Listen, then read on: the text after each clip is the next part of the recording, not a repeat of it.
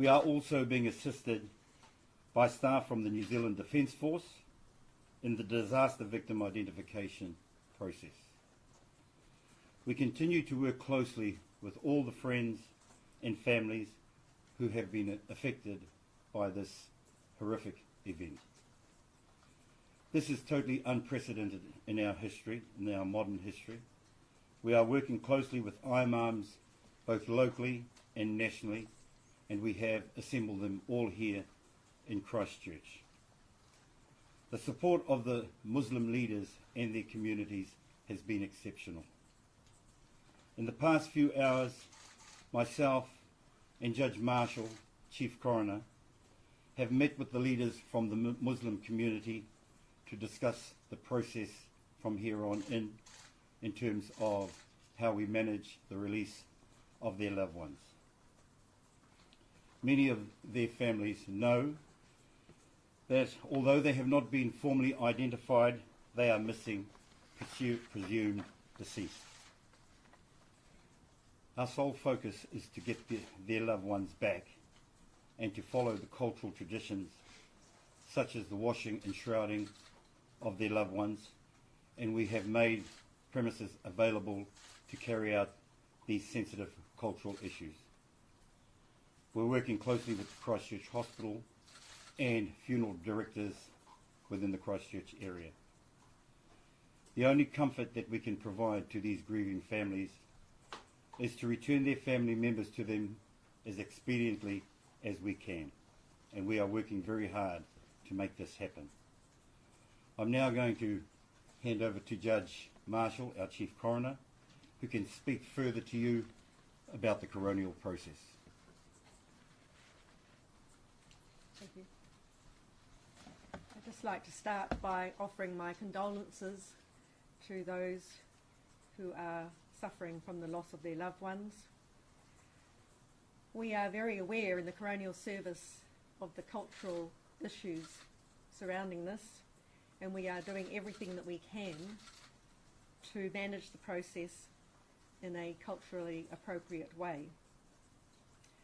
The police, forensic pathologists and the coroners are working as quickly as possible to allow the families to have their loved ones back.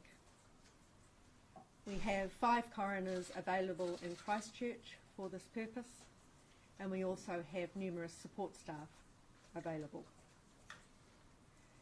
I just want to touch on the disaster victim identification process so you can understand what is happening behind the scenes. This is a process which follows international best guidelines.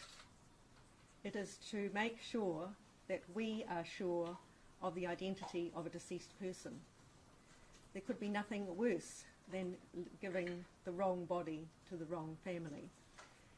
And we find from overseas examples that when you try and speed up the process or miss out steps, that is exactly what happens, and it's not going to happen here. So we have a process which is followed internationally. All of the deceased have had a CT scan. Their fingerprints are taken. The property they were wearing or had with them is removed and photographed. Forensic odontologists are available to compare dental records with the deceased, and then we conduct a post-mortem examination. So what we're looking for is what we call antemortem and post-mortem information. Antemortem is information we may get from the families, so their loved one weighed this much, is this tall, when they left home they were wearing this, their favourite watch is like this, they have a scar, they have had their appendix removed. So we get that from a range of people, including their doctors, dentists. Then when they go through the disaster victim identification process, that's the post-mortem information. So a pathologist may be able to say, this person has an appendix missing, this is the watch they were wearing, this is the clothes they were wearing, this is how tall they are, this is how much they weigh. The role of the coroner and the police is then to gather all that information together, and the coroner must be satisfied that the identity has been established. Once that occurs, the coroner will formally release the body, and we will advise the mortuary that we are satisfied about identity, and we will advise the family, and at that stage the body can be released to the family. So this is a process we have to go through, and we will be going through it with every single body. Thank you. Any questions? How many of the 50 people who have died have actually been formally identified? We start the post-mortems this morning, and we understand that later on tonight we may be releasing the first body. So the identification is part of the post-mortem process. How confident are you that the 50 names on that list are right? Because there are people standing at the courthouse now still holding signs with people's names on them that they haven't been able to reconcile with, whether they're in hospital or they weren't on that list or whatever. Leave that for the police. We have undertaken a very thorough process. We have identified the names of the 41 injured, which we released on Friday evening. We went through a very thorough process of reconciling the names of those missing against the names on our database. The 49 people plus the later one that since passed have also been identified alongside of families, bar 4, which we are still yet to confirm as a part of that missing persons process. So we have used the families to work with us. Can you confirm the age range of the people on the list? I think I've seen somewhere 3 to 70 people. Is that right? Very close. Are there any conservative estimates at this point as to how long this process may take? The Chief Coroner has mentioned that the first person may be released this evening, and hopefully, without setting a time frame to lift the expectations of the families who are grieving, we have not set a time, but all I can say is we are working extremely hard to make that happen quickly. How many children were among those who died? As I understand it, there are 2 children involved. And their ages? Are you able to tell us? No. And sorry, just checking that age range, so 3 to 77. Thereabouts within the vicinity. Yes. Just to clarify the numbers on the DVIT, so you mentioned there's 70 here working now and 20 additional staff, right, so 19 total? Or? Yes. Yes. And that will help to expedite the whole process. Are they all from New Zealand? Or 20 have come from overseas and have arrived today.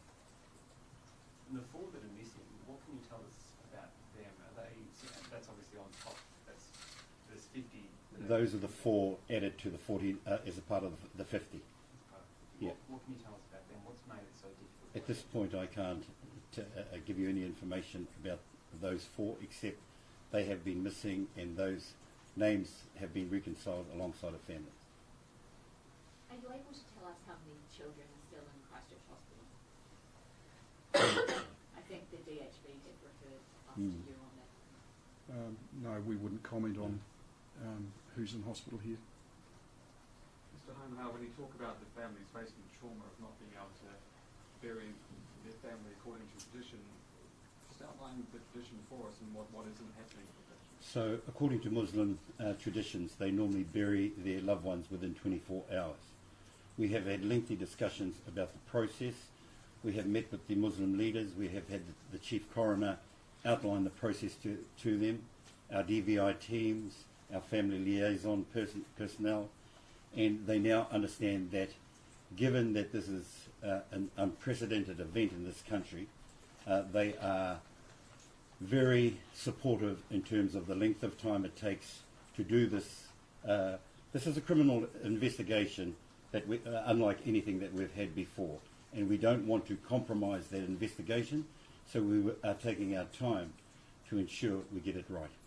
final question, please. Just in terms of the, I guess, police response to the initial incident, can you talk us through, I guess, how long it took police to actually get there, and I guess just your thoughts on